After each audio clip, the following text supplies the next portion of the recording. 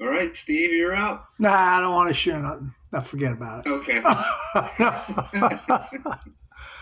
Well, I take notes as the meditation thing is playing, and it's really weird that I hear different things that I didn't hear the last time, and also listening to the reading, and I'm taking notes and listening to Renee and Sarah and yourself share, and I'm taking notes. And one of the things that I have written down that could be a subject for me to go on about is in the meditation thing. This is a little bit funny. I don't know if you guys notice this or not, but there's music playing in the background as that meditation lady is speaking. There's organ music, there's some other music, but behind all that music, there's four tones that keep playing, and it's the same four notes, if I'm not mistaken, and I am a musician, so I'm probably not mistaken. The same four tones as Big Ben. Bum, bum, bum, bum. You know those notes? Oh, Next time, listen behind that and tell me if you okay. hear that. It goes and it repeats every 3 seconds. I don't know if Wow. that's like a signal, like in the Steven Spielberg movie. E.T. No, not that one. The other one. So, okay, you know how our minds get when we get old, right, Sarah? No.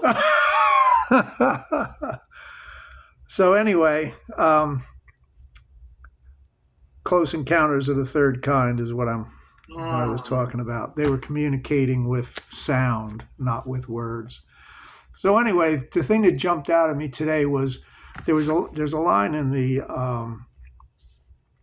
meditation that says the answers will come. So which points out that the need for patience, which I don't remember ever being taught in school, church, or in my family. I do remember the phrase, patience is a virtue, but I never tried to develop patience. I was always very impatient, and I think that impatience is part of an alcoholic's issue. At least this alcoholic's issue was impatience. And the more I practiced patience, um, the calmer my life becomes. And you can practice patience anywhere, standing in line at the post office, standing in line to check out at the grocery store, uh, sitting in traffic. You can practice patience. I think patience is really a key. Sarah, you even mentioned patience in your share. And also, additionally, more will be revealed. That phrase popped up also in the meditation. That's from page 164 of the big book, which is actually says, "We know but a little, more will constantly be revealed, but only through God." And and again, like more constantly is revealed if you patiently wait for it. If you're impatient with waiting for an answer to a prayer or a meditation or some problem that you have, you're going to be disappointed when you don't get the instant answer. Um, I think that we're programmed and trained in our society to expect that instant gratification, that instant answer, that instant response, and we're not trained to have patience and wait. Uh, you know, our higher power, God, whatever you want to call it, um, does things in their time, not on a human scale of time. I've found out. I believe that to be true. And things happen in His time, not on our time. uh, which is impossible to understand. So I don't even want to even think about that. But more will be revealed. We know only a little. Also mentioned was belief in the power of God. Uh, God slash fate slash lady luck slash higher power, whatever you want to call it, that there is power there. Renee said something about feeling alone, and how I think that's so dangerous, that isolation that we fall into in the final throes of alcoholism. Don't want to socialize, don't want to talk to anybody, just want to stay at home, uh, and drink and be left alone.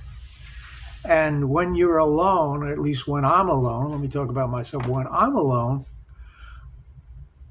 I have a conversation going on with myself in my brain. And we've been told in AA that that's a very dangerous place to be, because our disease centers in the mind.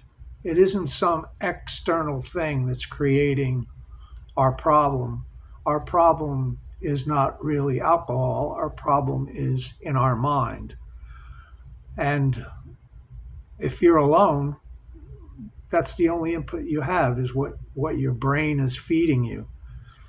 And I always like to use the analogy of having an angel on one shoulder and a devil on the other, and that they're constantly bickering back and forth about what to do and what to think, what to believe, and it just goes on and on. That constant debate, kind of like the Democrats versus the Republicans or something like that. It's horrible.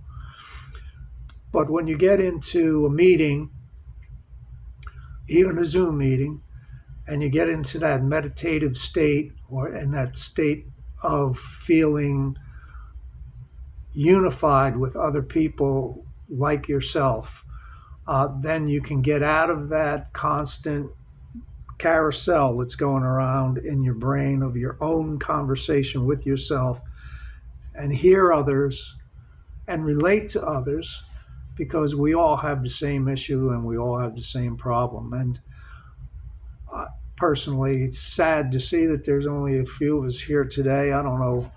I don't know what happens to people. It's kind of like the weather, I guess. It just changes from week to week. And I miss people when they're not here. It kind of disappoints me, and I miss them. And I'm glad that we're here. And I enjoyed this meeting. And thank you, Keith, for all your service. I always like to add that. You're doing a great job. I mean, even keeping this going while you're on a trip with your son way out to the Midwest, that's awesome. Appreciate it. Thank you very much. Thanks for Thank listening. you, Steve.